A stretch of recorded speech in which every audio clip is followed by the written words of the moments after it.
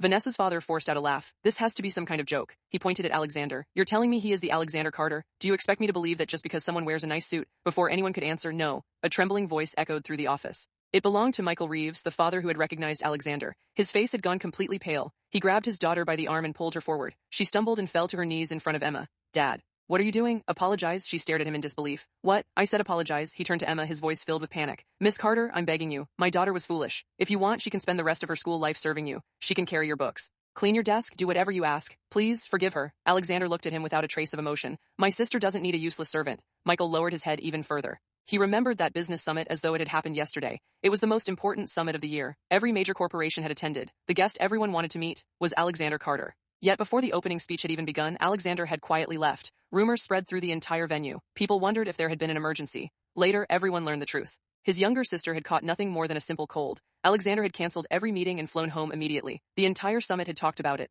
Michael still remembered telling his wife that night, if I ever meet Miss Carter, I'll make sure she remembers me. Being on good terms with her is worth more than 10 business contracts. Now, his own daughter had bullied that very girl. He wanted to slap himself. He glared at his daughter. I told you to stay away from Vanessa's group. You just had to follow them. Alexander spoke calmly. Enough, he turned toward his assistant. You've noted their companies? The assistant nodded. Yes, sir. What should be done has already been done. At that moment, several medical professionals entered the office. One respectfully approached Emma. Miss Carter, this way, please. We'll help you change and perform a full examination. Emma nodded before quietly leaving with them. The office became even colder after she was gone. A few moments later, the door opened once more. Another man entered wearing a white coat over formal clothes. His calm eyes immediately searched the room. Big brother, what happened to Emma? Alexander looked at him. You're here, Ethan, Dr. Ethan Carter, one of the country's leading scientists, a man whose research had earned international recognition. The moment several parents recognized him, their hearts nearly stopped. The assistant quickly explained everything. The more Ethan listened, the darker his expression became. Before anyone could react, thud, his foot slammed into Vanessa's father's chest. The man crashed backward across the floor. You dared touch my sister. His voice remained calm, which somehow made it even more terrifying. Alexander spoke firmly. Ethan, that's enough. Ethan stopped, but his icy gaze never left Vanessa's father.